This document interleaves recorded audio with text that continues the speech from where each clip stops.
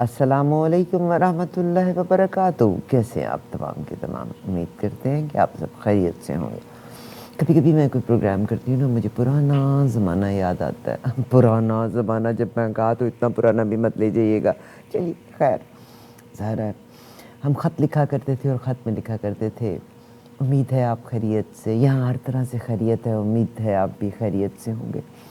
मगर साहब वो अलकाब व आदाब तो अब पता नहीं कहाँ चले गए। एनीवेज, प्रोग्राम की तरफ बढ़ते हैं और हमेशा की तरह आज भी मेरे साथ इस हार्ड टॉक में हमारे मोहतरम काबिल एहतराम जनाब समीउल्लाह मलिक साहब हुआ करते होते हैं। bittertruth.uk आपकी वेबसाइट है। आप उस वेबसाइट पे आके तमाम उनके कॉलम्स पढ़ सकते हैं, प्रोग्राम्स देख सकते हैं। हमारा नाम आरफा मुज़फ़्फ़र है, हम टोरंटो बेस्ड हैं, जहाँ एक रेडियो स्टेशन है। आप हमारी वेबसाइट पे तशरीफ़ लाइए। न्यूज़पेपर है जो हमारे यहाँ की न्यूज़, कनाडा की इंटरनेशनल न्यूज़ इसमें मिलती हैं। और हमारी वेबसाइट है www.eawaz.com। ज़रूर तशरीफ़ लाएँ इस वेबसाइट के ऊपर, हम आपके फ़ीडबैक के लिए मुंतज़िर रहेंगे। एनीवेज़, हमेशा की तरह मैं अगेन शुक्रिया अदा करना चाहती हूँ कि अपने मसरूफ़ तरीन वक्त में से जनाब समीउल्लाह मलिक साहब अपना वक्त निकालते हैं और कुछ चीज़ें हमारे साथ शेयर करते हैं। अगस्त का महीना शुरू हुआ और देखिए वक्त भी कितनी तेज़ी से गुजर जाता है, और ऐसे ही एक दिन हमारी ज़िंदगी भी गुजर जाएगी। अल्लाह करे कि हमें ज़िंदगी में कुछ बेहतर कर सकें। 5 अगस्त ख़ास दिन है कश्मीर के हवाले से, आज हम उसी सिलसिले में बात करेंगे। मैं बेशतर इसके कि इस प्रोग्राम को आगे लेकर के चलूँ, मैं बल्कि सोच रही थी 75वां यौम आज़ादी पाकिस्तान का भी और हिंदुस्तान का भी। 75 साल में this is the first year कि इंडिया जो अक़वाम मुत्तहिदा की सलामती काउंसिल है, उसकी जो बहरी अमूर है, उसकी सदारत जो है वो इंडिया का है। Of course it's a virtual programme है जिसमें वर्चुअली ये प्रोग्राम होगा, मगर नरेंद्र मोदी एक्सट्रीम के ऊपर चलते हैं, आपको भी पता है, हमें भी पता है। Of course he is sincere to his country, his religion and his people. India की यही खुशकिस्मती रही कि हमेशा जितने भी लीडर्स हैं, नंबर एक, ना तो उन्होंने कभी मुल्क को छोड़ा, और मैं बल्कि कनाडा में रहते हुए बहुत सारे इंडियन से मेरी मुलाकात होती है। They are all, most of them are nationalists, यानी अपने वतन का ख्याल भी करते हैं और वतन के लिए काम भी करते हैं। तो मैं बात कर रही थी कि अक़वाम मुत्तहिदा की सलामती काउंसिल के इजलास में 75 साल में, यानी पहली दफ़ा हिंदुस्तान को इस सदारत का मौका मिला है। पिछले 2 साल में कश्मीर के जो हवाले से सलामती काउंसिल में 3 बार बातचीत हो सकी है। इस दफ़ा यकीनन इंडिया ब्लॉक करेगा। इंडिया ने कहा है कि हमारी मेन जो प्रेफरेंस होगी वो अमन के बारे में होगी, दहशतगर्दी का ख़ात्मा होगा, और जो बहरी अमूर हैं उसके बारे में इन्होंने बातचीत करनी है। मगर यस, पाकिस्तान का concern, the main concern is Kashmir, और कश्मीर के लोग कितने अरसे से सफ़र कर रहे हैं। ये तो कहते हैं ना, जिस तन लागे सो तन जाने, यानी एक कश्मीर है, आधे लोग इस तरफ बसते हैं, आधे लोग इस तरफ बसते हैं, इंटरनेट नहीं है, they can not communicate with each other, families divided है। ये बड़ी, अगर मैं तारीख़ को भी देखती हूँ तो बड़ी खौफनाक तहरीक है। बहुत सारी कौमों ने कहा कि इंसानी हकूक़ की बात की जाएगी, इंसानी तहफ़्फ़ुज़ की बात की जाएगी, मगर यही बड़ी बड़ी अक़वाम इंसानी इक़्तिदार को मिटाने में भी अपना बेहतरीन रोल प्ले कर रही हैं। बहरहाल, मैं यहाँ रुकती हूँ और मैं जनाब समीउल्लाह मलिक साहब को खुशामदीद कहती हूँ। समीउल्लाह मलिक साहब, अस्सलाम वालेकुम सर, आप कैसे हैं? जी वालेकुम अस्सलाम व रहमतुल्लाहि व बरकातुहू, हय्यकल्लाहु व बारकल्लाहु फ़ीक। जी अल्हम्दुलिल्लाह, मैं खैरियत से हूँ। Very good to C you, very good to C you. Sir, Kashmir के हवाले से यकीनन हम बात करना चाहते हैं, और 5 अगस्त ख़ास दिन है, हम आप ही की ज़ुबानी सुनना चाहते हैं। मैंने अभी प्रोग्राम में चंद लम्हे पहले ये लफ्ज़ कहा कि हिंदुस्तान इस लिहाज से बड़ा खुशकिस्मत है कि वहाँ के politicians, they are very sincere to India, यानी आप पे तापीनी पड़ी हुई उनको, वो अपने मुल्क के लिए काम करते हैं, चाहे वहाँ की पॉलिटिशियंस हैं, चाहे वहाँ के ब्यूरोक्रेट्स हैं, चाहे वहाँ की पुलिस है, और चाहे आम आदमी हिंदुस्तान का है, और लीडर भी आम आदमियों में से ही बनते हैं। They are all nationalist. तो इस दफ़ा इंडिया को सलामती काउंसिल की सदारत भी मिल गई है। کیا فرمائیں گے؟ 5 اگست بھی آنے کا ہے اور کشمیر میں جو برا حال ہے، ہم آپ ہی کی زبانی سننا چاہتے ہیں۔ اعوذ باللہ السمیع العلیم من الشیطان الرجیم، بسم اللہ الرحمن الرحیم۔ وما لكم لا تقاتلون في سبيل الله والمستضعفين من الرجال والنساء والولدان الذين يقولون ربنا أخرجنا من هذه القرية الظالم أهلها واجعل لنا من لدنك وليا واجعل لنا من لدنك نصيرا۔ آمین۔ صدق اللہ العلی العظیم۔ رب اشرح لي صدری یسر لي امری واحلل عقدۃ من لسانی یفقهوا قولی۔ ربنا تقبل منا انک انت السمیع العلیم، آمین یا رب العالمین۔ اور تم کو کیا ہوا ہے کہ اللہ کی راہ میں ان بے بس مردوں اور عورتوں اور بچوں سے جو دعائیں کیا کرتے ہیں کہ اے پروردگار ہم کو اس شہر سے جس کے رہنے والے ظالم ہیں نکال کر کہیں اور لے جا، اور اپنی طرف سے کسی کو ہمارا حامی بنا اور اپنی ہی طرف سے کسی کو ہمارا مددگار مقرر فرما۔ کروڑوں حمد و ثنا اور درود خاتم النبیین کی ذات گرامی پر۔ اس کے بعد بہن، اس میں کوئی شک نہیں کہ 5 اگست کا ایک ایسا دن ہے جس نے آج سے 2 سال پہلے مودی نے اس کشمیر کی جو خصوصی حیثیت تھی دفعہ 337 دفعہ 370 اس کو ریووک کر کے تو کشمیر کو وہ یعنی اپنے اندر ضم کرنے کی ناپاک کوشش کی، اور جو کہ بہرحال اس کے اپنے کاغذوں میں تو اس میں کامیابی قرار دیتا ہے، لیکن اسے فی الحال تاہم وہ کامیابی حاصل نہیں ہو سکی۔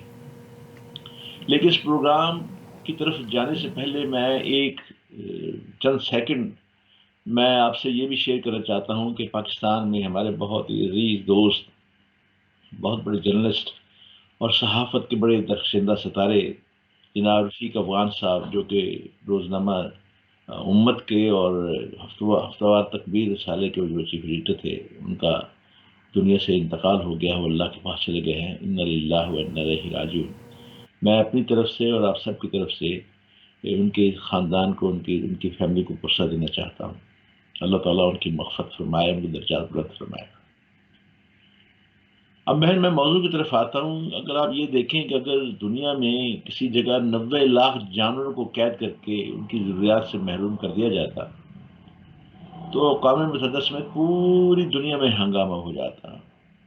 مگر کشمیر میں بھارت کی جانب سے ویلی میں سے 90 لاکھ کسانوں کو قید کر دیا گیا ہے، لیکن پچھلے 2 سالوں سے دنیا نے اب تک کشمیر میں ہونے والے غیر انسانی سلوک پر عملی طور پر کچھ نہیں کیا۔ اب ضرورت اس عمل کی ہے کہ عالمی برادری کو اب صرف تشویش کے اظہار کی بجائے عملی اقدامات اٹھانا ہوں گے۔ اگر وہ چاہتے ہیں کہ دنیا مزید ڈسٹرکشن کی طرف نہ بڑھے تو انہیں یقیناً ایسے اقدامات کرنے ہوں گے۔ مودی سرکار تشویشوں، مظاہروں اور احتجاجوں سے نہیں بلکہ سخت اقدامات اور عالمی سطح پر پابندیوں کے ہتھیاری سے کشمیریوں کو ان کا حق دینے پر آمادہ ہو۔ مگر افسوس یہی ہے بہن کہ عالمی برادری کشمیر کے معاملے میں سنجیدہ نہیں ہے۔ سنجیدگی تو یہ تھی کہ ایسٹ تیمور کو آپ دیکھ لیجئے کہ معاملہ شروع ہوا اور فوری طور پہ اسے ایک الگ اسٹیٹ بنا بھی دی گئی اور انڈونیشیا سے علاقہ سارا چھین کے ایسٹ تیمور کی نئی ریاست قائم کر دی گئی، اس لیے کہ وہاں پہ مسیحی عیسائی لوگوں کی میجورٹی تھی اور ان کے اپنے مفادات تھے، اس لیے اسے بنا دیا گیا۔ اور یہ پچھلے 73 سال جیسے آپ نے کہا کہ یہ سلسلہ چل رہا ہے اور انسانوں کو جانور سے بری طرح ٹریٹ کیا جا رہا ہے کشمیر کے اندر۔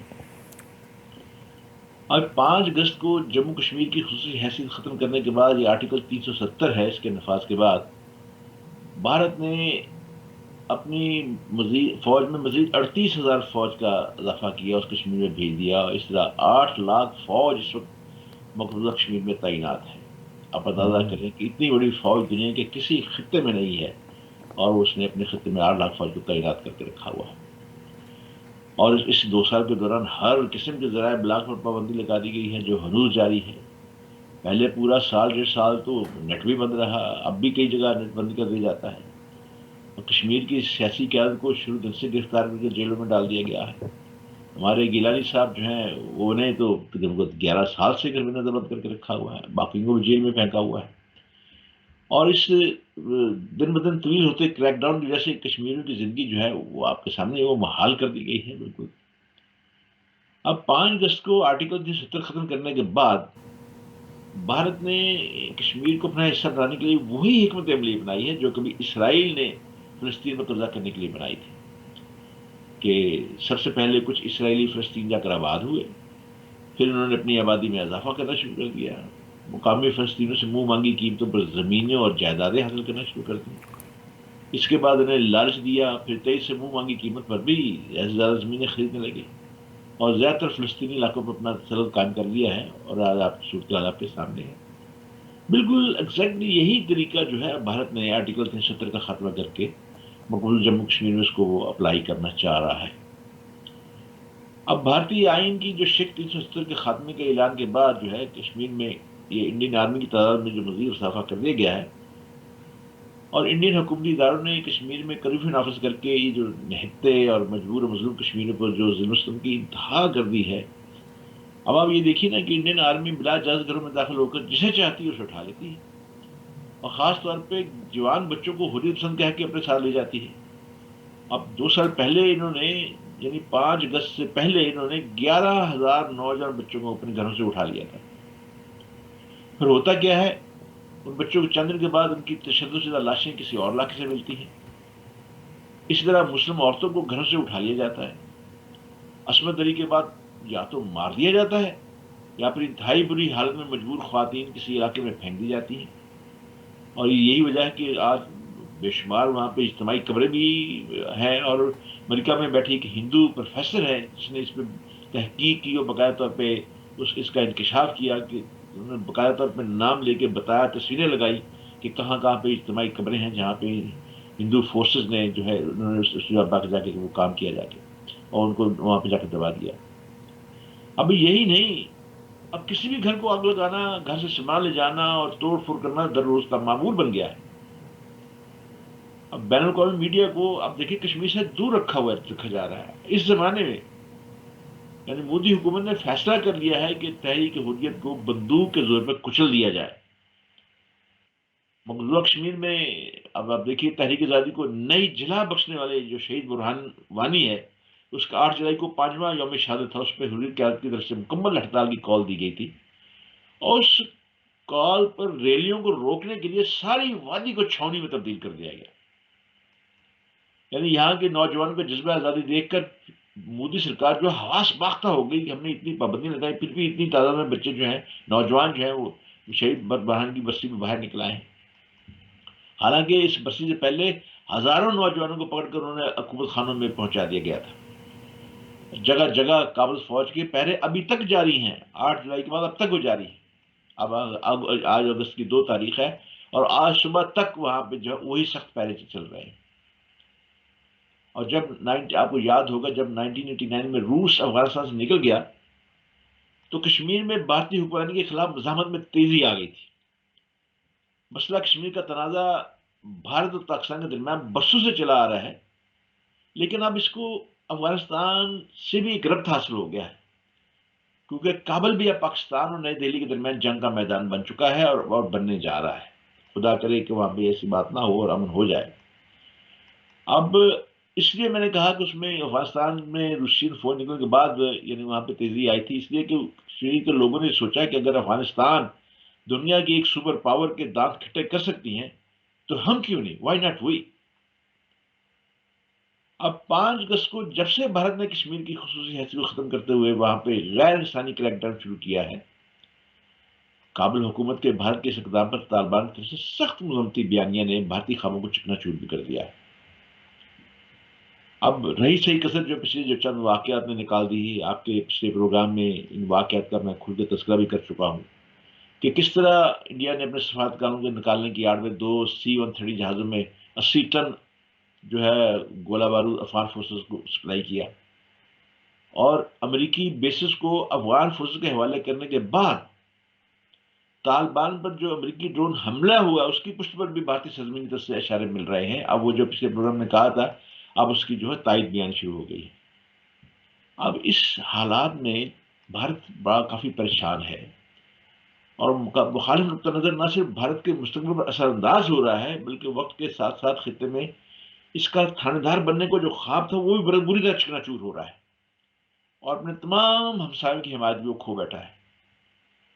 ابھی آپ نے جو فرمایا ہے کہ اسلامی کونسل کی جو استداد مل رہی ہے، تو یہ کوئی یہ معمول کی بات ہے، ایسی بات نہیں، پاکستان بھی استداد کر چکا ہے اسلامی کونسل کی.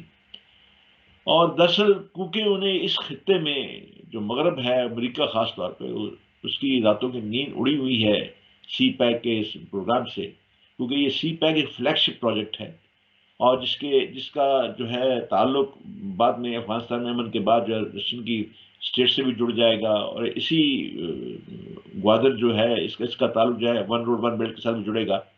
اور جیسے میں اپنے پروگراموں میں یہ کہہ چکا ہوں، اور عالمی جتنے بھی فنانشل ادارے ہیں وہ بھی یہ کہہ رہے ہیں کہ آئندہ سپر پاور وہ ہوگا جس کے پاس دنیا کی تجارتی منڈیاں ہوں گی. اور تجارتی منڈیوں کے حوالے سے اگر آپ دیکھ لیں کہ اس وقت چین جو ہے اس وقت بھی سر فہرست ہے.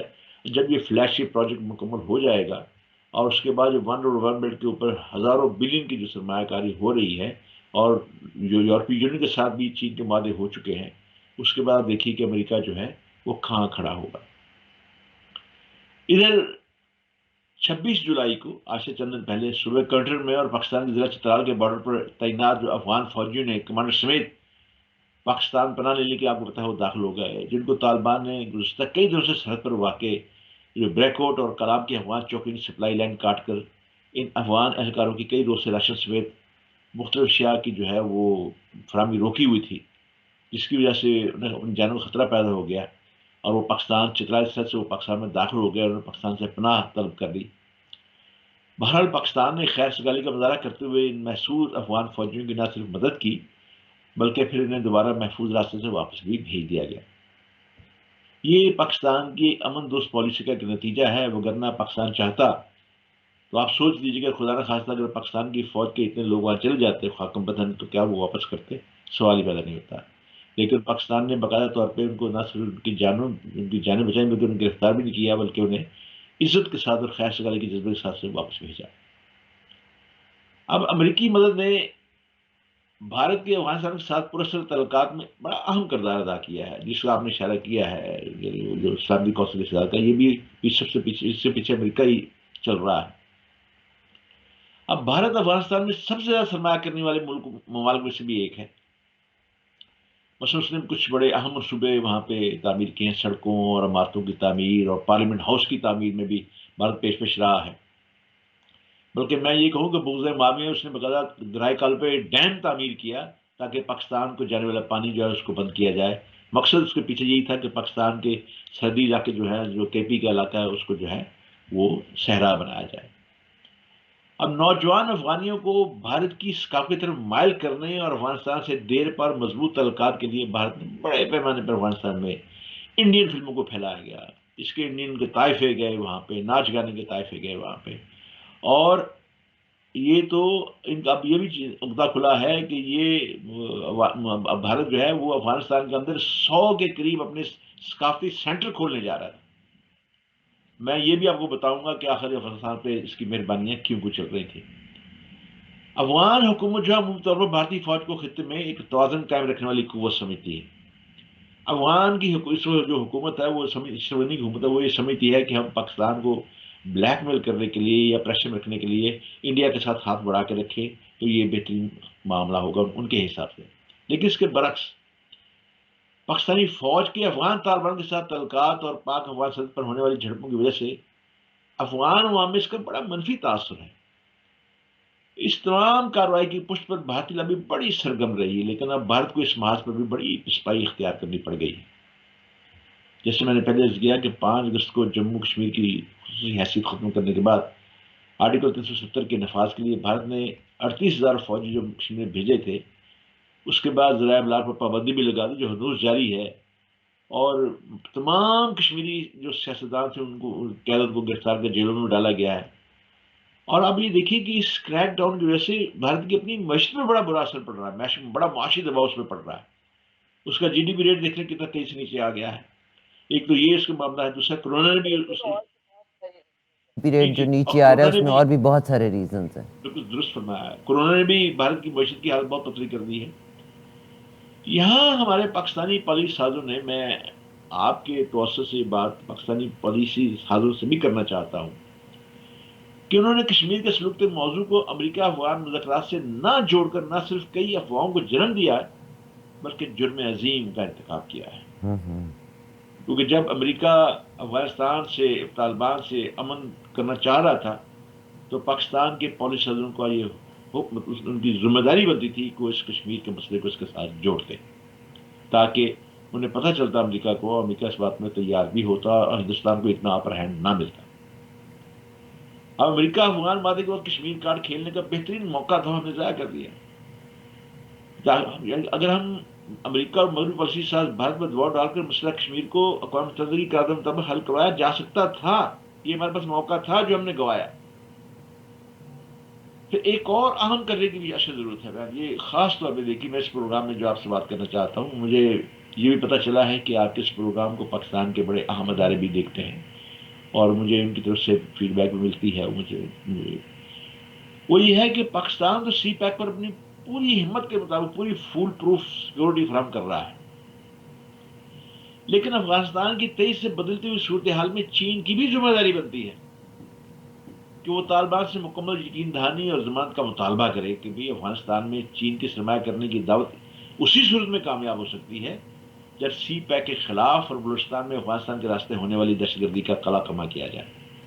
کیونکہ پچھلے دنوں چند دن پہلے طالبان کا ایک بڑا ہائی لیول ڈیلیگیشن وہاں پہ گیا ہوا تھا، جس نے چین کے وزیر خارجہ سے ملاقات کی ہے اور انہوں نے چین سے یہ درخواست کی ہے کہ آپ افغانستان میں سرمایہ کاری کریں اور افغانستان کو دوبارہ ایک نیا ملک بنانے میں ہماری مدد کریں.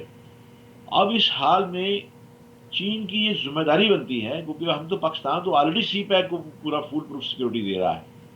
اب یہ جو ہمارے فلیگ شپ پروجیکٹ پہ جو حملے ہو رہے ہیں وہ افغانستان سے ہو رہے ہیں اور اس فلیگ شپ جو انویسٹمنٹ ہے وہ تو چین کی ہے. اب میرے سننے میں یہ آیا ہے کہ چین نے بغیر طور پہ یہ معاملہ اٹھایا ہوگا. یہ میرا ایک گمان ہے کہ چین نے طالبان کے ہائی لیول وفد کی جو چین کے وزیر خارجہ سے ملاقات میں یہ معاملہ ضرور ڈسکس کیا ہوگا کیونکہ یہ بڑا اہم معاملہ ہے. اب آئیے ایک تیسرے اینگل پہ، جو بائیڈن کی انتخابی فتح کے بعد جو ٹرمپ مودی رومانس کی جو لہر ہے، ویو جو ہے وہ ختم ہو گئی ہے، جس کو بحال کرنے کے لیے بھارتی لابی جو ہے وہ اسرائیل کی مدد سے شب روز امریکہ میں سرگرم ہے اور کام کر رہی ہے. ہر روز کے کئی ڈیلیگیشن وہاں پہ جو ہے گھوم پھر رہے ہیں تاکہ وہی حالات جو ہے کھڑے کیے جائیں، پیدا کیے جائیں جو کہ ٹرمپ کے زمانے میں تھے. لیکن آپ یہ دیکھیے کہ ابھی چند دن پہلے امریکی حکومت کے وزیر خارجہ میں انسانی حقوق کی کمیٹی نے بھارت کو دوسری مرتبہ انسانی حقوق کے خلاف ورزی پر متنبع کیا، جس کو اب بھارت کو بڑی خاصی پریشانی اٹھانی پڑ رہی ہے. اب افغان طالبان جو ہے وہ مظلوم کشمیریوں کے حق میں کئی مرتبہ اپنے جذبات کا اظہار کر چکے ہیں. ان کے مطابق تو کشمیریوں کے ساتھ ہمدردی، وہ کہتے ہیں کہ کشمیریوں سے ہمدردی جو ہے ان کا حق ہے، کرنی چاہیے. انہوں نے کہا کہ ہم آزادی حاصل کرنے کے لیے ان کی مدد بھی ضرور کریں گے اور سب کی خواہش ہے کہ افغانستان سے استعمار کی واپسی کے بعد یقیناً کشمیریوں کی مدد اور بھارتی چنگل سے آزاد کروانا ہمارا فرض ہے. یہ میں طالبان کے ایک جو ذمہ دار ہیں ان کا بیان آپ کو سامنے رکھ رہا ہوں. جبکہ اس کے اگینسٹ افغان خفیہ ایجنسی کے ایک سابق سربراہ ہے امر اللہ صالح، جس کا ہم نے پچھلے پروگرام میں بھی ذکر کیا تھا، اس نے بھارت کی حمایت کرتے ہوئے فوری طور پر یہ ٹویٹ کی ہے کہ بھارت کو یہ حق حاصل ہے کہ وہ کشمیر کی خصوصی حیثیت کو تبدیل کرے. اب کیونکہ جب آپ کو پتا ہے کہ جب دیے میں تیل ختم ہوتا ہے تو پھڑ پھڑاتا ہے اور لا اس کی بڑھتی ہے، تو یہی حال ان لوگوں کا ہو رہا ہے. انہوں نے پاکستان میں بھی الزام لگایا ہے کہ جی وہاں پہ مدارس میں دہشت گرد تیار ہوتے ہیں جو افغانی کو صرف اس لیے قتل کر دیتے ہیں کہ وہ بھارت مخالف نہیں ہے. بڑی جھوٹی بات کی انہوں نے، اس پہ کسی نے یقین بھی نہیں کیا، جبکہ آپ کو پتا ہے حقیقت اس کے بالکل برعکس ہے. بھارت جو ہے وہ پاکستان میں دہشت گردی کے لیے افغانستان سرزمین استعمال کر رہا ہے اور اس کے ہم نے تمام دنیا کو باقاعدہ طور پہ ڈوزیر شواہد کے ساتھ جو ہے وہ فراہم کیے.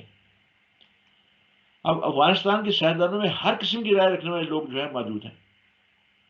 اچھا کچھ تو غیر جانبدار رہتے ہیں، نان الائنڈ ہیں، اور کچھ اپنے مفادات کی خاطر جو ہے پاکستان سے دشمنی میں بھارت کی حمایت کرتے ہیں. لیکن حال ہی میں جو وزیر عمران خان کے ساتھ جو افغان صحافیوں کے ساتھ ہونے والی گفتگو میں اس بات کا اندازہ لگانا مشکل نہیں ہوگا. آپ کو پتا ہے پچھلے دنوں کہ افغان ڈیلیگیشن آ کے ملا صحافیوں کا بھی، عام لوگوں کا بھی. آپ نے دیکھا کہ اس سوالوں سے پتہ چل رہا ہے کہ رائے اب تیزی سے وہاں بھی بدل رہی ہے. یعنی خانہ جنگ کے حوالے سے وہ اپنے تجربات کا اظہار کر رہے ہیں اور اسی تناظر میں وہ کشمیر کے بدترین حالات کا ادراک رکھتے ہیں. باقاعدہ تذکرہ کیا کشمیر کے بارے میں.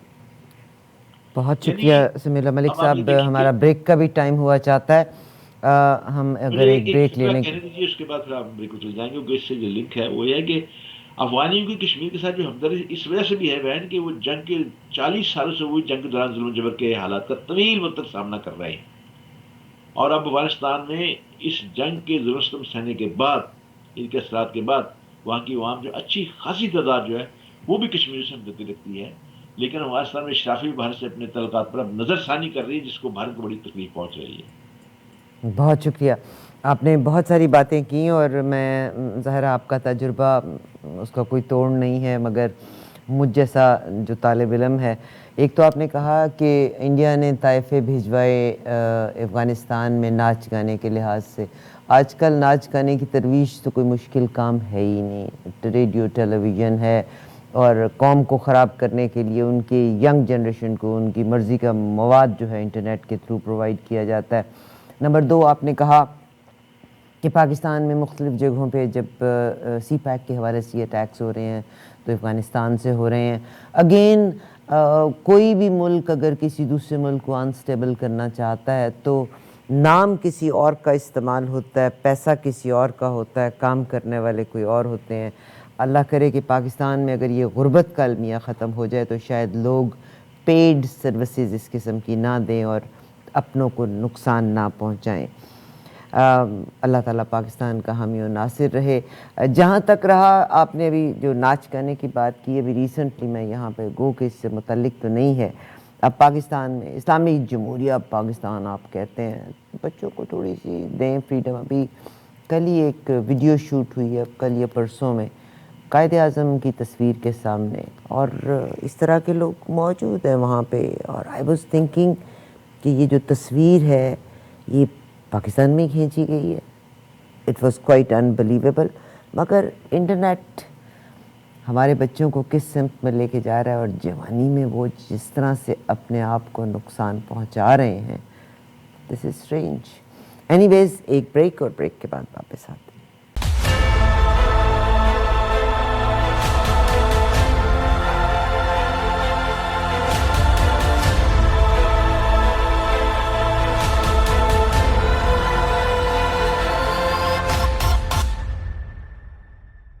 جی صاحب، ایک دفعہ پھر سے خوش آمدید۔ جناب سمیع اللہ ملک صاحب bittertruth.uk سے ہمارے ساتھ ہیں۔ آپ ہماری ویب سائٹ پہ www.eawaz.com پہ ضرور تشریف لائیے گا۔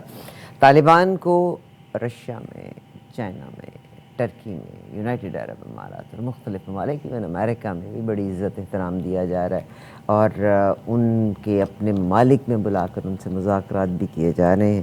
ہندوستان نے آج تک اشرف غنی صاحب پہ اعتماد کیا تھا، اب سنا ہے کوئی ٹیلی فونک کال ہوئی ہے، واللہ عالم بالصواب، تو خطے کی بدرتی ہوئی صورتحال، مگر پاکستان پس رہا ہے۔ اپن کو تو یہی دکھ ہے کہ اپنے ملک میں پولیٹیشنز بھی وہی رول پلے کر رہے ہیں، باہر کی ایجنسیز بھی وہی رول پلے کر رہی ہیں، اینڈ آئی ایم سوری، شاید ہماری ایجنسی جو ہے ان کی دور کی نظر ہے، ہماری نظر وہاں پہنچتی نہیں ہے، ہم تو ہر طرف کیوس ہی دیکھ رہے ہیں۔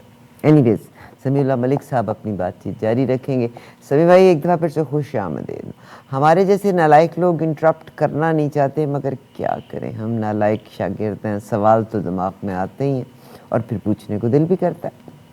اللہ آپ کو جزائے خیر عطا فرمائے۔ وہ چیزیں جو کہ میرے دماغی گوشے سے محو ہوتی ہیں، آپ فوراً سے وہاں سے رگڑ کے، کھینچ کے، اور آپ سے باہر لے آتی ہیں۔ میں بہت ممنون ہوں آپ کا۔ آپ نے بہت دو اہم چیزوں کا آپ نے ابھی بریک میں جانے سے پہلے ذکر کیا ہے، میرا خیال ہے کہ میں ان کا بھی اس کے ساتھ سے میں بہت لنک بنتا ہے، میں اسے بھی جوڑ دوں۔ دیکھیے بہن، بات یہ ہے کہ میں ہندوستان کی افغانستان کے ساتھ جو ہمدردیاں اتنی دوستی ہے، وہ دو وجوہات کی وجہ سے۔ میں اگر آپ یوٹیوب پہ جائیں تو وہاں آپ کو واجپئی کا ایک بہت اسپیچ ملے گی، واجپئی جو کہ اسی بی جے پی کے، جو مودی کے بھی استادوں میں شامل ہوتے ہیں۔ انہوں نے کہا جب میں افغانستان میں گیا تو میں نے جا کے وہاں مجھ سے پوچھا کہ بھی محمود غزنوی کی مجھے غزنی میں لے کے جاؤ، کیوں جانا غزنی میں اس محمود غزنوی کی قبر دیکھنا چاہتا ہوں۔ بڑی حقارت سے انہوں اپنی تقریر میں بات کر رہے ہیں، اگر آپ دیکھیں تو انہوں نے کہا جب میں گیا تو اس کی جو قبر تھی اس میں خاک اڑ رہی تھی، اور کوے اور گدھے جو جانور جو تھے وہ بیٹھے ہوتے نوچ رہے تھے، اور میں نے کہا کہ میں نے اشارہ کر کے میں نے کہا کہ تو نے ہمارے پوتر ستان کو جو وہاں پہ جو یعنی اس نے سومناتھ کا کیا، ہم نے جو ہمارے پوتر استھان کو جو تم نے جو ہے آج اس پہ جو ظلم ڈھایا اور جا کے لوٹا ہمارے مال کو، آج دیکھو ساری عمر تمہیں اس کا جو بدلہ تمہیں عذاب سے ملتا رہے گا۔ میں آپ کو یہ بات بتاؤں، ہندو جو ہے متعصب ہندو، وہ اس بات کو بھولا نہیں ہے۔ ان کی اب خواہش کیا ہے، وہ کر کیا رہے ہیں؟ مطلب اگر آپ چانکیہ کی سیاست دیکھیں تو وہ اپنے دشمن افغانستان کے ساتھ جو پرانی دشمنی ہے اس کو دوستی کے رنگ میں آ کے اسے برباد کیسے کرنا چاہتے ہیں۔ وہ یہ جو 100 سینٹر کھولنا چاہ رہے تھے افغانستان کے اندر، اس میں فحاشی کا سلسلہ وہ شروع کرنا چاہتے تھے، اور دیکھیے ابھی انہوں نے اس سلسلے میں پچھلے کئی سالوں میں باقاعدہ طور پہ جو انہوں نے اپنے طائفے بھیجے وہاں پہ تقریباً ننگے رقص کیے گئے۔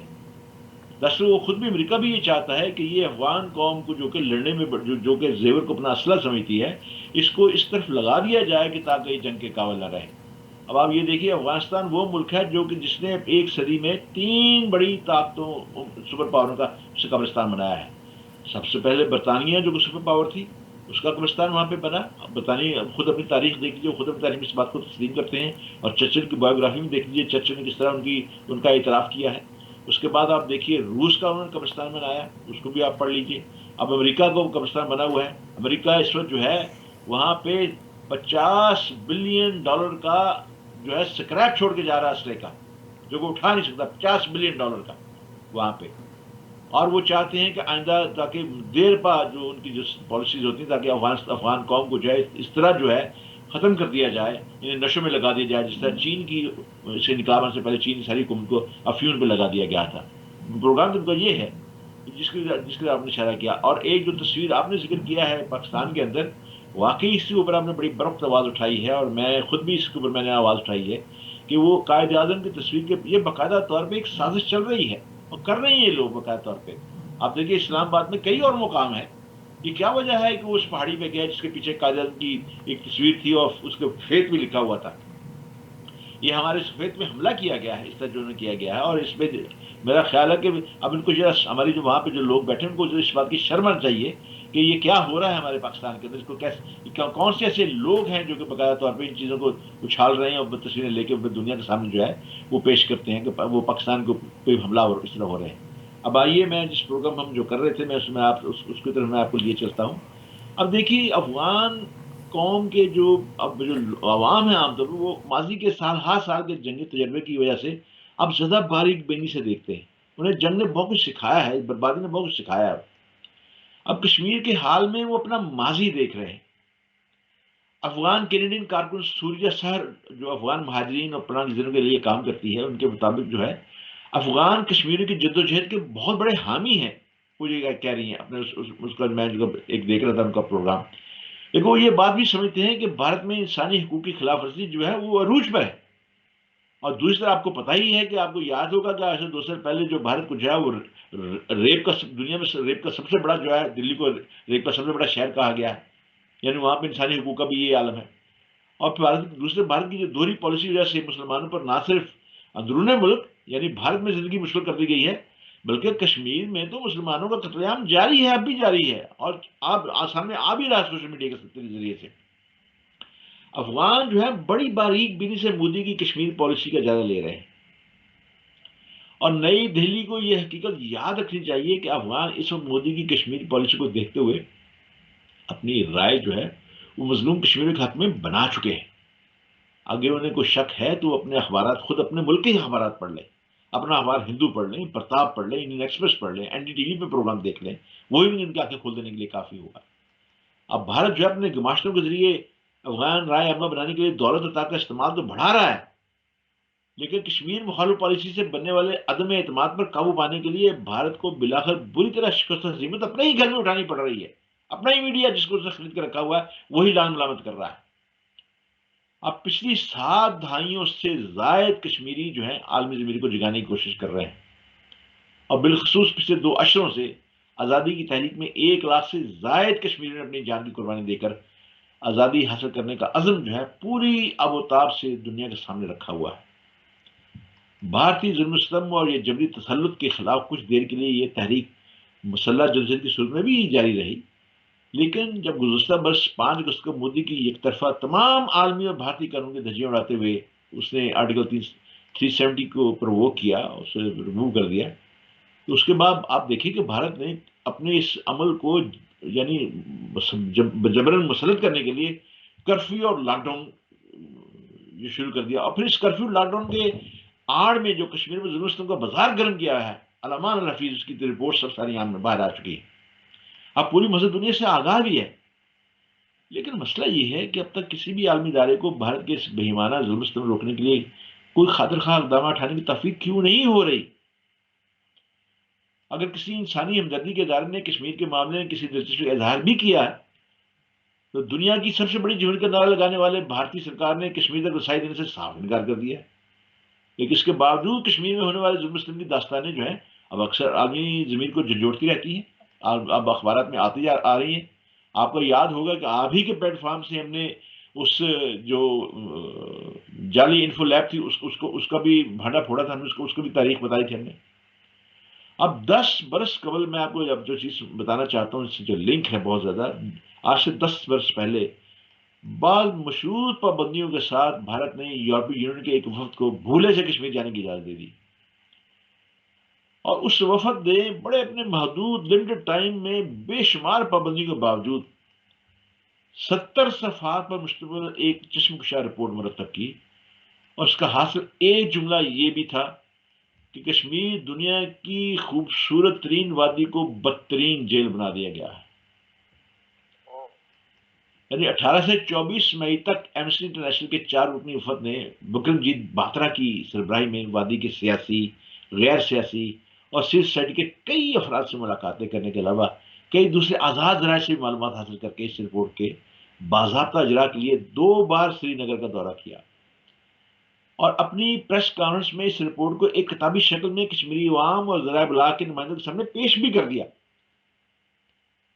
اب وہاں حریت کانفرنس کے دونوں دھڑوں کے لیڈروں نے، جناب سید علی گیلانی، میر وائز عمر فاروق کے علاوہ دیگر کشمیری لیڈروں نے، شبیر احمد شاہ بھی شامل ہیں، لبریشن فرنٹ کے ملک یاسین ہے، نعیم خان ہے، اس سب نے اس رپورٹ کا بڑا زبردست خیر مقدم کرتے ہوئے عالمی برادری کو اس کا نوٹس لینے کی اپیل کی تھی۔ اس رپورٹ کے حقائق کو آج تک کوئی بھی جھٹلانے کی ہمت نہیں کر سکا میری بہن۔ اس 70 صفحات کی رپورٹ میں کشمیریوں کی حال زار کا جو نوحہ بیان کیا گیا ہے، اس میں سر فہرست پبلک سیفٹی ایکٹ، جسے ظالمانہ قانون کا ہدف تنقید بنایا گیا ہے، جس کو خود بھارتی سپریم کورٹ کالا قانون قرار دے چکی ہے، ان کی اپنی سپریم کورٹ۔ اس رپورٹ میں بھارتی حکومت کے ساتھ عدلیہ کو بھی برابر کا قصوروار اور شریک مجرم قرار دیا گیا ہے۔ انہی ظالمانہ قوانین کی بنا پر آج تک مودی سرکار عدلیہ کے کسی بھی فیصلے اور کسی بھی حکم کو نہ صرف نظر انداز کر دیتی ہے، بلکہ بعض معاملات میں عدلیہ کے فیصلوں کی کھلم کھلا دھجیاں بھی اڑائی جاتی ہیں، اور کئی مقدمات میں عدلیہ کو ناکامی کا سامنا کرنا پڑتا ہے۔ یہ ہے دنیا کی بڑی جمہوریت کا نعرہ لگانا جو ریاست ہے۔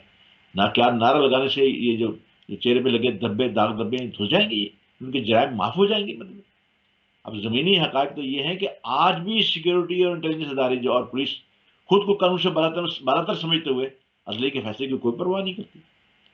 ان کے جاری مظالم کو روکنے والا کوئی ایسا آنی ہاتھ سرے سے موجود ہی نہیں ہے جو ان کو کشمیری عوام پر غیر قانونی ظلم و ستم رکھنے سے روک سکے۔ اب پبلک سیفٹی ایکٹ جو کہ بین الاقوامی قانون کی صریح خلاف ورزی ہے، اور خود بھارت کی اعلیٰ عدالتیں بھی اس کو کالا قانون قرار دے چکی ہیں، لیکن اس کے باوجود اس قانون کا بے ہنگم استعمال ہو رہا ہے۔ آپ مجھے یہ بتائیے کہ دنیا کا کوئی قانون معصوم بچوں پر ظلم و ستم رکھنے کی اجازت نہیں دیتا، لیکن کشمیر میں ہزاروں نابالغ بچے اس کالے قانون کے تحت نظر بند ہیں۔ آپ کو پتا نہیں کہ وہاں پہ جو چھڑول بندوقوں سے کئی پاکستانی کشمیری بچوں کے جو ہے ان کی آنکھوں کو نابینا کر دیا گیا ہے۔ ایمنسٹی انٹرنیشنل اور دوسری جو حقوق انسانی کی ہیں تنظیمیں ہیں، انہوں نے اپنی اس رپورٹ میں بڑی وضاحت کے ساتھ اس کی تصدیق کی ہے کہ اس کالے قانون کے نام پر لاقانونیت کا بازار انڈیا نے گرم کر رکھا ہے، خاص طور پہ مودی سرکار نے۔ اور اس رپورٹ میں 2003 سے لے کر 2017 تک کے ان مقدمات کا بھی جائزہ لیا گیا تھا جو اس کالے قوانین کے تحت درج کیے گئے۔ اب اس تحقیق سے، موجودہ تحقیق سے یہ بھی پتہ چلا ہے کہ پبلک سیفٹی ایکٹ کے ظالمانہ قانون کے تحت انسانی حقوق کی زبردست پامالی کی جا رہی ہے، اور اس عرصے میں اس وحشیانہ قانون کے تحت 8,000 سے زائد لوگوں کو اس وقت قید کیا گیا ہے، جن کا انہوں نے نام دے رکھا ہے خود حکومت نے۔ جو غائب ہیں ان کا تو پتہ ہی نہیں ہے، اور صرف جنوری سے لے کے 31 دسمبر تک 2010 کے آخر تک 322 افراد کو گرفتار کر کے بے پناہ اذیتوں سے دوچار کے جان سے مار دیا گیا۔ اب اس رپورٹ میں مزید یہ انکشاف بھی کیا گیا ہے کہ اس انسانی سوز قانون کے تحت جن افراد کو گرفتار کیا گیا ہے انہیں نہ تو فوری طور پر گرفتاری کی وجوہات سے آگاہ کیا جاتا ہے، نہ ہی ان کو اپنی صفائی کے لیے کسی قانونی امداد کی صورت فراہم کی اجازت ہے۔ عجیب قانون ہے، آپ گرفتار کرتے ہیں تو ان کو اپنی صفائی دینے کے لیے بھی کسی وکیل کو اس کی اجازت نہیں دی جاتی۔ یعنی یہ تو بہت ظالمانہ قوانین جو کر رکھے ہیں، کسی ملک میں یہ روا نہیں رکھے جاتے۔ اور ایک طرف تو ریاست کے عسکری ادارے اس بات کا اعتراف کرتے ہیں کہ جب وادی میں کوئی جنگجو سرگرم نہیں رہا، اور دوسری طرف 5 اگست کے جارحانہ عمل کے بعد جو ہے پہلے سے موجود 10 لاکھ فوج کے علاوہ مزید سیکورٹی اور انٹیلیجنس اداروں کی برمار کر دی گئی ہے، اور کرفیو لاک ڈاؤن کے آڑ میں کشمیری مرد و زن اور بچوں کو دنیا کی اس خوبصورت جیل میں ہراساں کرنے کا کام جاری رکھا ہوا ہے۔ جیسے میں نے پہلے کہا، آپ کو بتایا میں نے کس طرح کے ظلم و ستم وہاں پہ ڈھائے جا رہے ہیں۔ یہ جو ظلم و ستم ہے یہ خود بھارت کے اخبارات بھی چیخ اٹھے ہیں اس بات کے اوپر، جو کہ مودی کے سخت غلام بھی ہیں۔ اب اس قانون کے تحت جہاں آزادی پسند قیادت کی پہلی اور دوسری صف کے رہنماؤں کو جیل میں رکھ کر ان کی آواز کو دبانے کے لیے استعمال کیا جا رہا ہے، وہاں مجبور و مخور بوڑھے مرد و زن اور بچے بھی اس قانون کی دسترس سے محفوظ نہیں ہیں۔ میری بہن، اپنے بنیادی انسانی حقوق کا مطالبہ کرنے والے کشمیریوں کو ان کے گھروں سے اغوا کر کے اسی غیر قانونی قانون کے تحت انتقام کا نشانہ بنایا جا رہا ہے۔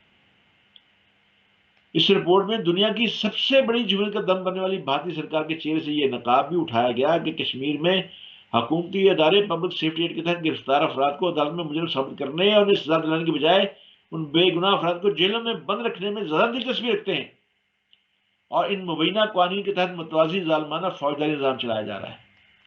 آپ نہیں جانتی کہ آسیہ اندرابی کا کیا حال کیا جا رہا ہے؟ آسیہ اندرابی کو اور ان کے دو جو سیکرٹریز ہیں فہمیدہ اور نسیم کو، ان کو پہلے تہاڑ جیل میں رکھا گیا، جو کہ ساری دنیا کی بدنام ترین جیلوں میں ایک جیل ہے۔ اور پھر آپ کو پتا ہے کہ وہ بیمار تھی، ان کو ادویات نہیں دی گئی، شدید بیمار ہیں، جوڑوں کے درد میں مبتلا ہے، ان کو ادویات نہیں میسر وہاں پہ۔ پھر ان کو ایک قید تنہائی میں رکھا ہوا ہے جیل کے اندر سلاخوں کے پیچھے، ان کو جو کھانا ہے وہ ایک سٹک سے پکڑ کے پلاسٹر کی تھیلی میں ان کی طرف پھینکا جاتا ہے، جیسے جانور کی طرف پھینکا جاتا ہے۔ یہ حال ہے ایک خاتون کے ساتھ، اور اس کے شوہر جو ہیں ڈاکٹر قاسم فتو، ان کو آپ دیکھیے کہ تقریباً 10 سال کی سزا ہوئی تھی، اب وہ 23 سال سزا آدمی جیل میں بھگت چکے ہیں، اب بھی جیل میں ان کے شوہر۔ پھر اس رپورٹ میں اس ظالمانہ قوانین اور انتظامی دہراس کو فوری منسوخ کرنے اور نظر بندوں پر فوری باقاعدہ فرد جرم کرنے، مجسٹریٹ کے سامنے فوری پیشی کو یقینی بنانے، اسیروں کے لیے قانونی مشورے، طبی معائنے کی سہولت اور عزت کار کے ساتھ رابطے میں سہولت کی فراہمی کو یقینی بنانے کا مطالبہ کیا گیا تھا، جو کہ ہندوستان نے نہیں مانا۔ یہ کیسی جمہوریت ہے؟ یہ کیسا ملک ہے؟ کیا دنیا کی جو قوتیں وہ دیکھنے نہیں کہ بھارت کے اندر جو ہے کھلی انسانی حقوق کی خلاف ورزی ہو رہی ہے، اور وہ اس کو صرف مسلمانوں کے ملکوں کے اندر ہی انسانوں کی حقوق کی خلاف ورزی نظر آتی ہے؟ اب اس رپورٹ میں کئی اور سفارشات کو بھی شامل کیا گیا تھا، جس میں بھارتی حکومت سے مطالبہ کیا گیا تھا کہ وہ انٹرنیشنل قوانین کے تحت اقوام متحدہ کے خصوصی اداروں کی رسائی کو بھی یقینی بنایا جائے، اور انسانی حقوق کے بین الاقوامی اداروں کی رپورٹس برائے ایزا رسانی اور ورکنگ گروپ برائے غیر قانونی گرفتاری کی سفارشات کا بھی فوری جائزہ لیا جائے۔ لیکن افسوس تو یہ ہے کہ آج حالات پہلے سے بھی زیادہ بدترین ہو گئے، اور اقوام عالم کے حقوق انسانی کے دعوے بھی دھرے رہ گئے ہیں۔ اب کورونا کی آڑ میں تو مودی سرکار نے جہاں ظلم ستم کا بازار گرم کر رکھا ہے، وہاں مودی چین کے ہاتھوں لداخ میں بھی شرمناک ہزیمت کے بعد بے گناہ کشمیریوں پر اپنی گھرانی سازشوں کے تحت کشمیریوں کی آبادی کے تناسب کو تبدیل کرنے کے لیے غیر کشمیری کو کشمیر میں آباد کرنے کا عمل شروع کر چکا ہے، جو کہ اس خطے میں عالمی امن کے لیے کبھی بھی ایک دھماکے کی صورت میں تبدیل ہو سکتا ہے۔ بہن، تو اس طرح بھارت نے 2010 میں کشمیر میں جہاں مزید 2 لاکھ فوج اور 5 اگست کو مزید اضافہ کر دیا تھا، وہاں بھارتی فوجیوں کو کشمیری زبان سکھانے کا عمل محض اس لیے شروع کر دیا گیا ہے کہ ڈوگرا سرٹیفکیٹ کے تحت ان کو کشمیری شہری دے کر وادی میں آبادی کے توازن کو تبدیل کیا جا سکے، اور مسلمانوں کو اقلیت میں تبدیل کیا جا سکے، جو کہ یہ اسرائیل سے سمجھ سیکھ کے آئے، تاکہ وادی کو مستقل طور پر مذہبی بنیاد پر تقسیم کر دیا جائے، اور مستقبل میں اس تقسیم سے فائدہ اٹھا کر کشمیر کو قانونی طور پر بھارت کا حصہ قرار دینے میں کوئی مشکل باقی نہ رہے. لیکن سیاسی عناصر کبھی بھی اپنے اس پروگرام میں کامیاب نہیں ہو سکیں گے. کیا وہ اس بات کو بھول گئے ہیں کہ 1,00,000 جانوں کی قربانی کے بعد بھی کشمیریوں کے عزم میں ذرا بھر کمی نہیں آئی تو وہ والا اس سازش کو کیسے کامیاب ہونے دیں گے؟ اب تو ضرورت سمجھ کی ہے کہ دنیا بھر کے انسانی حقوق کی تنظیمیں کشمیر سے اظہار یکجہتی کے لیے اس غیر قانونی سازش کے خلاف سخت رد عمل کا اعلان کر کے بھارت کو ایک واضح پیغام دیں. اور اس کے لیے ضروری ہے کہ پاکستان کے ساتھ کندھا ملا کے چین بھی کھڑا ہو. آپ دیکھیے ایک اور بات، چلیے پاکستان کو آپ ذرا ایک سائڈ پہ کر دیں. اس وقت چین اور روس جو ہے وہ دونوں افغانستان کے اندر امن کے متلاشی ہیں اور امن کے لیے کام کر رہے ہیں. وہاں امن کو سبوٹیج کون کر رہا ہے؟ یہ دو سپر پاور رہی ہیں چین اور روس. بھی دوبارہ اب روس کے بارے میں یہ امریکہ کے اخبارات میں آنا شروع ہو گیا ہے کہ روس نے اب پھر سے اپنی سپر پاور کی طاقت منوانے کا عزم کر لیا ہے اور روس جو ہے اپنے اس ارادے میں کامیاب ہو جائے گا. اور چین جو ہے وہ بھی اس سلسلے میں جو ہے بکٹک بھاگ رہا ہے. چین کے بارے میں کہا کہ وہ تو اس کی رفتار بھاگنے کی سپر پاور بننے میں سب سے زیادہ تیز ہے، کوئی اس کے راستے میں رکاوٹ نہیں بچی ابھی. اب سب سے زیادہ حق بنتا ہے کہ جو افغانستان کے جو پڑوسی جو کہ امن کے خواہاں ہیں افغانستان کے اندر، ان میں چین ہے، اس میں روس ہے، اس میں ایران ہے. ان کی ذمہ داری بھی بنتی ہے. وہ اس بات پہ گہری نظر رکھے ہوئے ہیں پہلے سے. میں نے جیسے پچھلے پروگرام میں آپ سے عرض کیا تھا کہ افغانستان میں طالبان نے باقاعدہ طور پہ بہت سے علاقوں پہ قبضہ کر لیا ہے اور مغربی میڈیا جو ہے بار بار جو طالبان کے جو قبضے میں علاقے ہیں ان علاقوں جو ہے وہ شو کر چکا ہے، بتا چکا ہے نقشے کے اندر کہاں کا. وہ خود کہتے ہیں کہ 80 سے 85% علاقے جو ہیں وہ طالبان کے قبضے میں ہیں، اس کے تصرف میں ہیں. لیکن انہوں نے کسی بھی جو ہے صوبائی ہیڈ کوارٹر پہ جو ہے وہ قبضہ نہیں کیا. انہوں نے کابل ایئرپورٹ کی طرف جو مارچ نہیں کیا. انہوں نے کابل کے جنوبی حصے کو تبھی کیپچر کیا جب ان پہ حملہ کیا گیا، وگرنہ وہ کابل کو حصار میں لے کے باہر بیٹھے ہوئے تھے. انہوں نے مذاکرات کے دروازے کھولے ہوئے ہیں. انہوں نے دوحہ کے اندر جو ہے وہ اپنے شدید ترین مخالفین کے ساتھ، اس میں احمد کرزئی ہے، عبداللہ ہے، استاد عطا ہے، اس کے ساتھ مذاکرات چل رہے ہیں. ایران کے اندر یونس قانونی کے ساتھ مذاکرات چل رہے ہیں. روس کے اندر ماسکو کے اندر استاد محقق کے ساتھ ان کے مذاکرات چل رہے ہیں. اور چین کے ساتھ دیکھے جا کے ان کا ڈیلیگیشن وہاں پہ پہنچا ہے اور اس نے باقاعدہ طور پہ چین سے یہ درخواست کی ہے کہ ہم چاہتے ہیں کہ آپ سی پیک کا دائرہ کار جو ہے افغانستان تک بڑھائیں. اور آپ کو پتا ہے کہ کاروبار تبھی بڑھتا ہے جب وہاں پہ امن ہو. اس سے افغانستان کی امن کی کوششوں کے اوپر اب دنیا کے پاس کوئی بہانہ باقی نہیں بچا. ہوتا کیا ہے کہ وہاں پہ آج افغان فورسز کے ذریعے طالبان پہ حملہ کروایا جاتا ہے. لازمی بات ہے کہ طالبان نے جواب تو دینا ہے. جب طالبان جواب دیتے ہیں تو یہ پروپیگنڈا شروع کر دیا جاتا ہے کہ طالبان اور افغان فورسز کے درمیان گھمسان کی جنگ شروع ہو گئی ہے. یہ کوئی نہیں بتاتا ہے کہ بھی حملہ کس نے کیا ہے، پہل کس نے کی ہے. اب یہ دیکھیے اب ہونا تو جیسے میں نے پہلے بھی اپنے عرض کیا تھا کہ آپ نے مذاکرات تو طالبان کے ساتھ کیے دوحہ کے اندر. بار بار کوشش کے بعد جب آپ کا معاہدہ ہو گیا، آپ نے طالبان کو فریق سمجھا تبھی آپ ان کے ساتھ مذاکرات کیے نا. آپ نے جب ان کے ساتھ آپ نے طالبان سے امن مذاکرات آپ نے کر لیے تو آپ نے طالبان کی حکومت کو ہی گرا کے تو یہ سارا کام جنگ شروع کی تھی. تو ہونا تو یہ چاہیے تھا نا کہ آپ اگر جتنے بھی بیسز خالی کرنے ہیں وہ طالبان کے حوالے کریں. لیکن آپ نے اس کی خلاف ورزی کی، آپ نے وہ جو ہے وہ افغان فورسز کے حوالے کیے. لیکن آپ یہ دیکھیے اس کے باوجود طالبان نے، میں نے صاحب سے کہا ہے کہ وہ اب حکمت کے ساتھ حکومت حاصل کرنے کی کوششوں میں انہوں نے شمالی اتحاد کے بیشتر علاقوں پہ جو ہے اسے اپنے ساتھ ملا لیا ہوا ہے. اور وہاں پہ ابھی پچھلے دنوں ایک خبر یہ بھی آ رہی تھی کہ شمالی اتحاد کے لوگوں نے باقاعدہ طور پہ طالبان کے آنے کی خوشی منائی ہے وہاں. صحیح. سمیع ملک صاحب، ہمارا ٹائم جو ہے نا وہ الاؤ نہیں کر رہا ہمیں اور ہم آگے چل سکیں، مگر آپ نے دو تین باتیں کی، میں یقیناً ان کے بارے میں کرنا چاہتی ہوں کہ انسانی حقوق کی خلاف ورزی کے بارے میں، کہ بنیادی انسانی حقوق ان کی خلاف ورزی عروج پہ، پوری دنیا میں عروج پہ ہے. اور امریکہ نے بھی ریسنٹلی جو وزیر خارجہ ہیں بلنکن، انہوں نے کہا ہے کہ دنیا کی دو بڑی جمہوریتیں، یہ تو میں اور آپ انڈیا کے بارے میں جو مرضی کہتے پھریں، مگر امریکہ وقت کا فرعون ہے. اور انہوں نے کہا ہے کہ دنیا کی دو ہی بڑی جمہوریتیں ہیں جس میں ایک امریکہ ہے اور ایک انڈیا ہے. کشمیر ان کو نہیں نظر آیا، حالانکہ انٹرنیشنل جرنلسٹ وداؤٹ بارڈر بھی وہاں پہ پہنچے ہیں، ایون کینیڈا کے جرنلسٹ بھی پہنچے ہیں جو انہوں نے وہاں پہ جا کے آنکھوں دیکھا حال بیان کیا ہے. مگر میں نہیں کہہ رہی، آپ رپورٹ میں دیکھ لیجئے گا. اور ایک بات یاد رکھیے گا کہ تاریخ ہمیشہ خود کو دہرایا کرتی ہوتی ہے. یہ بڑے ممالک اپنا اسلحہ بیچنے کے لیے جو بھی کرتے ہیں، میں اور آپ بعض اوقات ہم اپنے دشمن کے بارے میں کوئی بھی لفظ استعمال کریں، میں ایک کوٹ ان کوٹس میں آپ کے ساتھ چیز شیئر کرتی ہوں. تاریخ کی ستم ظریفی ہے کہ خود فرانس، جس کے 18ویں صدی کے انقلاب کے اعلامیہ میں کہا گیا تھا، یاد ہوگا کہ جب یہ ویتنام کی جنگ ہو رہی تھی نا، تو امریکہ ہیومن رائٹس کی بہت بات کرتا تھا، اور وہ یہ کہتا تھا کہ انسانوں کے پاس حقوق ہونے چاہیے. تو 18ویں صدی کے انقلاب کے اعلامیے میں فرانس نے یہ کہا تھا کہ انسان آزاد پیدا ہوتے ہیں اور انسانوں کے مساوی حقوق ہوتے ہیں. اور یہ اقوام متحدہ کا مستقل رکن بھی ہے، ویٹو کا حق ہے اس کے پاس. مگر یہی فرانس جو یہ لفظ کہہ رہا ہے کہ انسان آزاد پیدا ہوتے ہیں کوٹ ان کوٹس میں اور ان کے مساوی حقوق کہتے ہیں، یہ وہی فرانس جس نے تیونس، مراکش، ویتنامی، کمبوڈین اور الجیریائی لوگوں کو آزاد سمجھا، نہ ان کے حقوق کو تسلیم کیا، انتہائی ظلم و ستم کیے.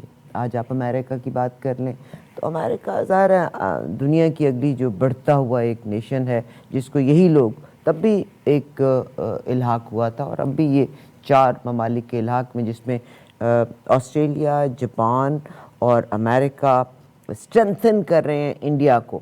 تو یقیناً they consider India as the دنیا کی سب سے بڑی جمہوریت کنسیڈر کر رہے ہیں. مگر میرا خیال ہے دس از 21st سینچری.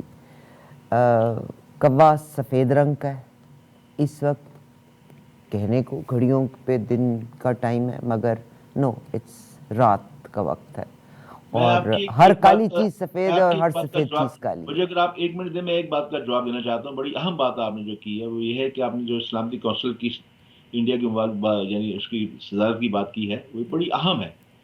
ہم سے بطور پاکستانی، میں آپ کے توسط سے، آپ کے سننے والوں سے سامنے میں ایک چیز رکھنا چاہتا ہوں کہ قوم سے اس بارے میں مسلسل جھوٹ سے کیوں کام لیا جا رہا ہے. بھارت کا سلامتی کونسل کا بلا مقابلہ ممبر بن جانا کس بات کی چگلی کھاتا ہے؟ پاکستان نے بھی ووٹ دیا تھا. ہمارے وزیر خارجہ شاہ محمود قریشی اپنے جب وہ وہاں پہ ووٹنگ ہو رہی تھی تو یہ اپنے مریضوں کے بال کاٹ رہے تھے کہ کورونا نہیں ہوگا، اور اگلے دن خود کو کورونا ہو گیا. سر یہ تو پروگرام کی ابتدا میں نے آپ سے کہا کہ قرآن اور حدیث کو کوئی جھٹا نہیں سکتا. مجھے آپ کی اس بحث سے ایک شعر یاد آ گیا، اگر آپ مجھے اجازت دیں. یہیں پہ آپ کے شعر پہ اختتام کرتے ہیں. کہا ہے کہ منافقت کے نصاب پڑھ کر محبتوں کی کتاب لکھنا. منافقتوں کے نصاب پڑھ کر محبتوں کی کتاب لکھنا بہت کٹھن ہے خزاں کے ماتھے پہ داستانے گلاب لکھنا. بہت خوب. بہت کٹھن ہے خزاں کے ماتھے پہ داستانے حیات لکھنا. بہت شکریہ صاحب. میں تو سارا وقت خاموش رہی ہوں، مگر I love you all. We look forward for your feedback. اجازت دیجیے. اللہ حافظ.